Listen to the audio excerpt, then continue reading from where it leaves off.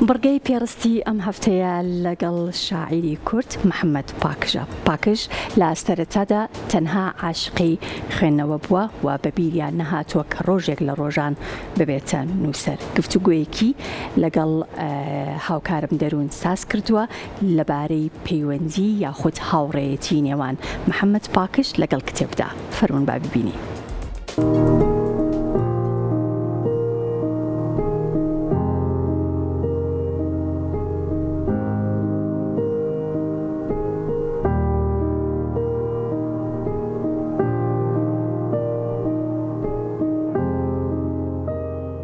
سڵاوتان لەبێت.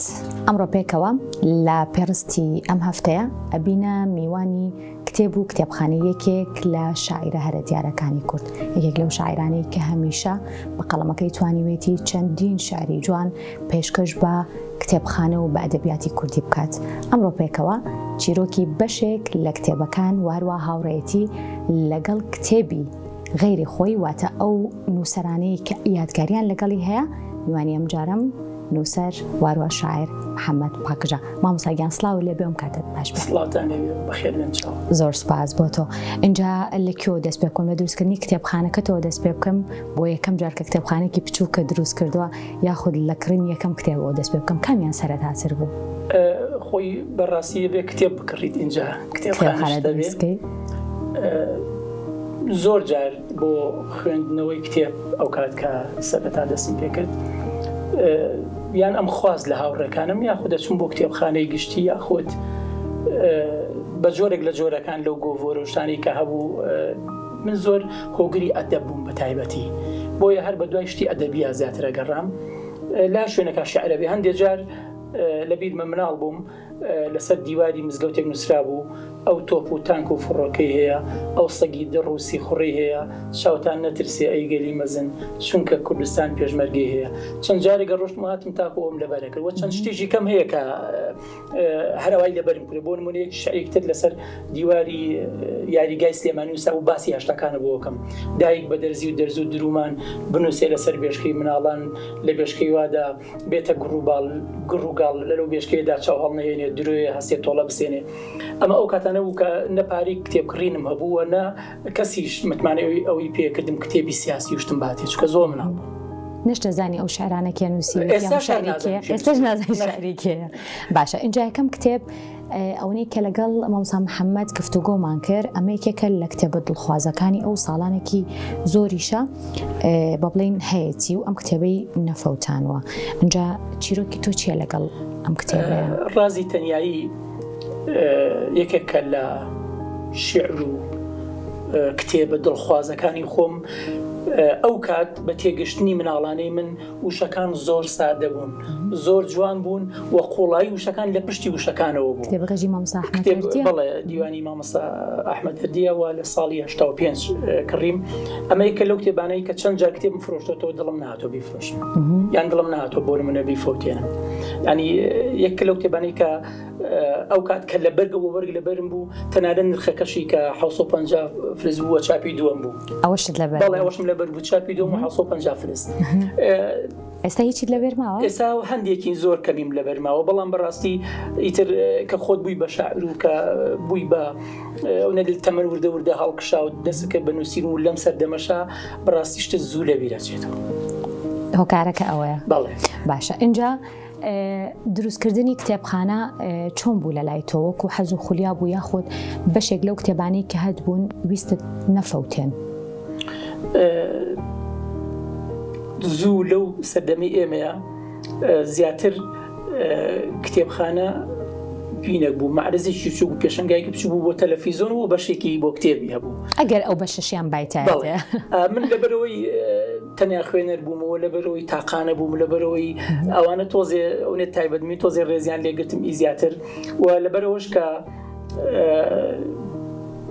لە منەوە دەستی پێکرد بۆ منە خوێندنەوەی زۆر شتی زۆر ئەوانە لەبەرەوە پیان شتێکی ناوازە بوو. بۆیە بە تایبەتی دایکم و بە تایبەتی ئەو خزمانم کە خەڵکی ڕۆشنبیر بوو، حەزیان لە خەڵکی ڕۆشنبیر بوو، هاوکاریانە کردم، یارمەتیانەدام و پشتیوانیانە کرد. باشە ئەمە چەندەمین کتێبخانەی تۆی ئێستا؟ چکە وێنی من نەزانم چەند کتێبخانەیەکە هەبوو بەداخەوە فەوتانە و چەند؟ ئەمە چوارەمین کتێبخانەی منە. چوارەمین. بەڵێ کتێبخانەی یەکەمم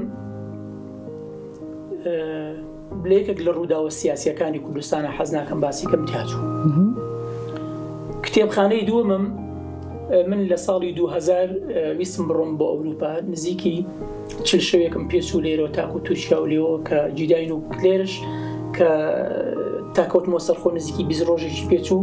لە کتێبخانەیە کتێبەکانم دانابوو لە جادەی پیرەمێرد، کتێبەکانم بوو بفرۆشێ و پارەکەیم بۆ بە بەڕێز بۆ نمونە. کە هاتمەوە تەماشام کرد کەسەکە مردبوو بەداخەوە. کتێبخانەکە فرۆشرا بوو کرابوو بە دەلاخانە، خاوەنی دەلاخانەکە لە زەلامێکی گرتبوو بەکرێ کە ئەو زەلامەش لە زەلامێکی کڕی بوو دوکانەکە، واتە هەر چۆنێک بڕۆشتمایە ناگەشتمەوە سەرەتای کتێبەکانی خۆ، هەم پارەکان فۆتاوە هەم کتێبەکانم فۆتاوە هەم کتێبخانەکەشم. هەستت چۆن بۆ کاتە؟ زۆر قورس بوو و زۆر ناخۆش بوو و سەردەمەکەش سەردەمێکی ناخۆش بوو بۆ ژیان. سەردەمەکەش سەردەمی ئەوە بوو پارە بە ئاسانی دەست ناکەوت، وە کتێب بە ئاسانی ناکردایەوە. هەر ئەوە وای لێکردم کە زۆر جار کتێب لەبەر سەرای هەڕاجەکرا کتێبی زۆر باشن دەستەکەوتەوە. یەک لەو کتێبانە سالمەکە بوو. باشە دیوانی سالم. بەڵێ نالی و سالم و کوردی هەر کتێبخانەیەک ئەو سێ دیوانی تیانە بێ پێم وایە شتێکی لێکەمە. ئەم شتە زۆر سیر بوو. پێویستیەکەم هەبوو لەگەڵ ئەم کتێبەیە. پارەی یەکێک لەو دوانم پێ بوو. ساڵی چەند؟ ساڵی وا ئەزانم 2003-2004 بوو. پارەی یەکێک لەو دوانم پێ بوو. ئەوەی تریان ئەمزانی ئەتوانم ماوەیەک دوای خەم، ماوەی 2-3 ڕۆژێک چەند ڕۆژێک دوای خەم بە ناچاری دیوانی سالمەکەم کڕیەوە بۆی لەگەڵ نالی و کوردیەکەیە ببێتەوە بەسێت. سێ کوچکەی بابان هەر کتێبخانەیەک برای من سێ کوچکی بابانی تیانە بێ نالی سالم و کوردی کەواتە شتێکی کەمە و کتێبخانەیە. لێرە دەستنووسێکی کاک محەممەد هەیە، توانی بۆم بخوێنیتەوە چکە من ئەزانی ئەو کەی نووسیوتە؟ بەڵێ من هەر جارێک ئەم کتێبانە خوێنمەوە ئەم شێرانە خوێنمەوە کە لە شتێک هاوەستم شتێک بە مێشکمایەت تەنها سەرەتاکەی نووسم و دواتر یەمەوە سەر شیعرەکە. ئەنی لەمانەوە ئیلهام وەرەگری بەدڵنیایی چۆن خۆتۆ ئەوە دەریایە گەوهەری ریاڵەنجی. ڕاستە. جامەیە نهێنیەکتان پێ بڵێم کاک محەممەد هەموو کتێبەکانی زۆر بە پاکی هەڵگرتووە.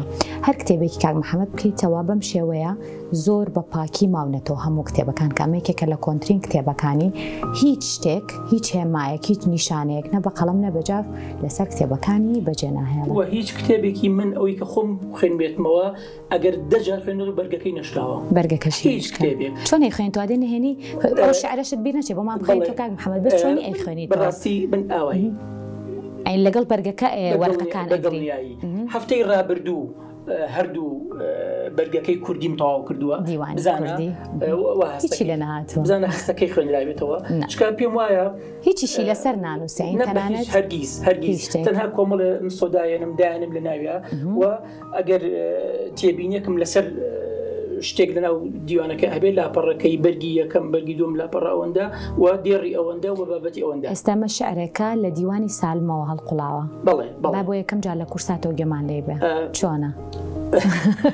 ئەڵێ کاتێ بەبەر دەچوێنم و هەستەکەم لە بەردیش بەرتری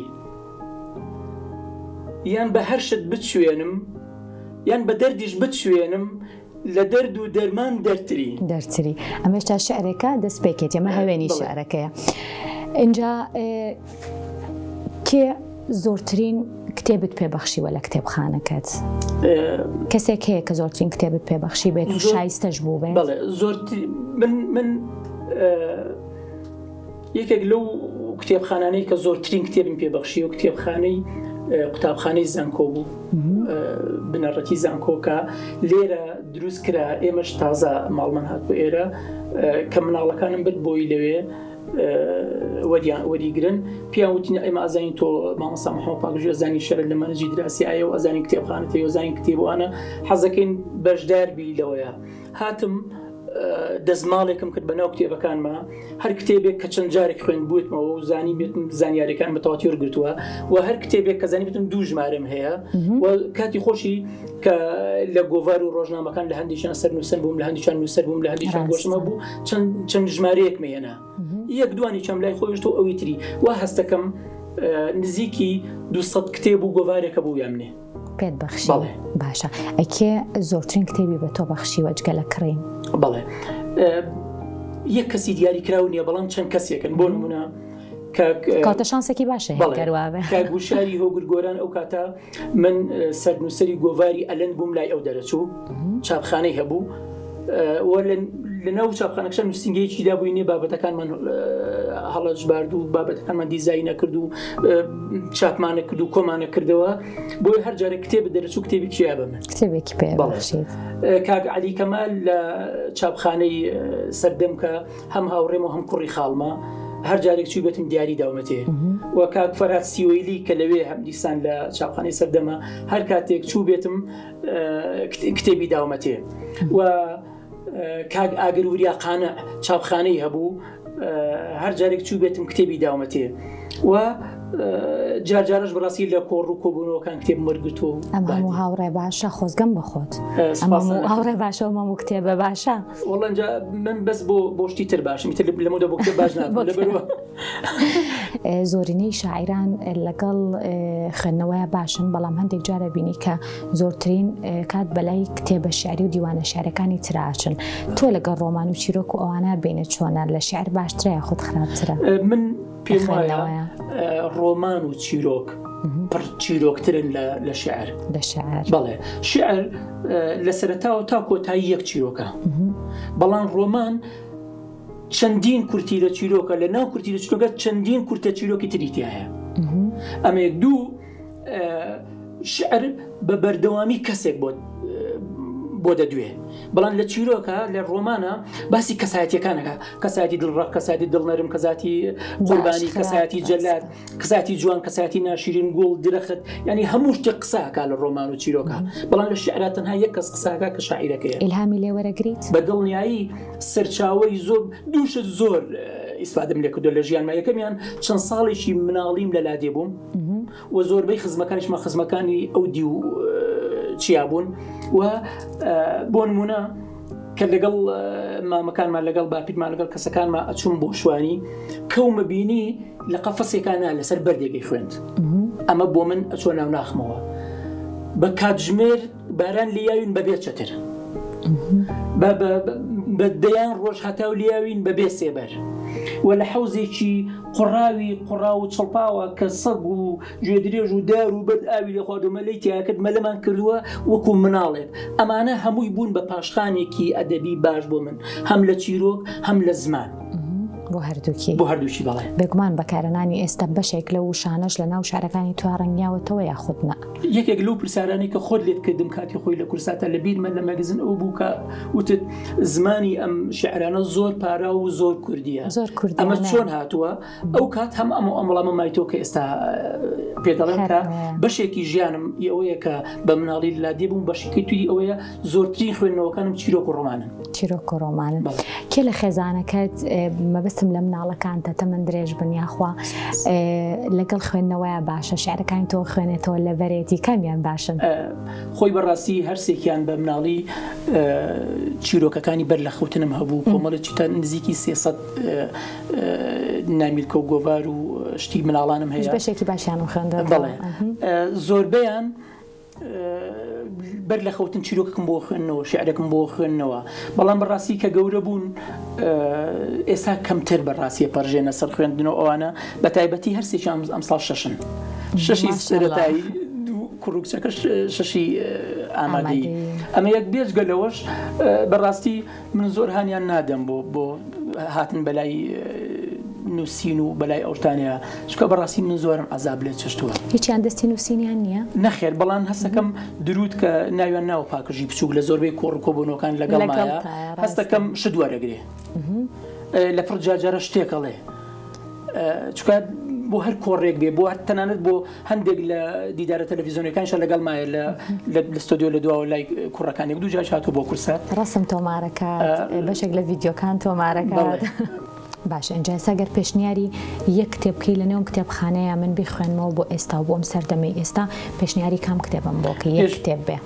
پێشنیاری ژنە وەحشەکان بۆکە ژنەوەحشەکان چوتکە لەم کۆتاییە تەواو کردو چیرۆکەکان لەوە چن جوگرافیەکە کوردستان بێ لەوە چن کەسایەتێکە کەسایەتی وەلەو ئەوێ سەرکێشی ئەوانەی زۆرتیایە و هەندێک شوێنی تایە زۆر ناگونجێ بە جوگرافیا ئێمە بەڵام هەر لە خۆیەوە لە بەختی کورد دەچێ ئەو کابرایە تووشی هزار هەڵدێرە بێ تووشی هزار کارەساتە بێ تووشی هزار ڕووداوە بێ و دوژنیشی بابەتێکی جوانە ئەوەش پێشنیارێکی باشە بۆ هیوایم هەر کەس کاتی هەبێت ژنەوەحشەکان بخوێنێتەوە منیش لایندەیەکی نزیکە ئینشاڵڵای خوێنمەوە. کاک محەممەد گیان من زۆر خۆشحاڵ بووم سپاس بۆم دەرفەتا و سپاس بۆی کە ئاشنات کردین بە بەشێک لە مێژوی خۆت لەگەڵ کتێبی نووسەران و لەگەڵ شاعیرانە و خامەت هەر جوان بێ. سپاس بۆ ئێوە سپاس بۆ هاوڕەکان کە بەڕاستی لە نیۆڕۆ ئەرکەکێشن چکە شوێنەکەی من لە کتێبخانێکی گەورە هاتوومە سەر کتێبخانێکی بچووک زۆر بەرتەسکە بۆ ئەوەی کە برادران بە هەموو دڵی خۆیان وێنە بگرن یا خود ئامادەی کاریمان بۆ بکەن زۆر هیلاک بوون. سپاسانەکەم. سپاس بۆ تۆش کە دەرگای ماڵەکە و کتێبخانەکەت بۆ کردینەوە هەرمێت و قەڵەمە تەرجوان بێ. زۆر سپاس بۆ تۆ.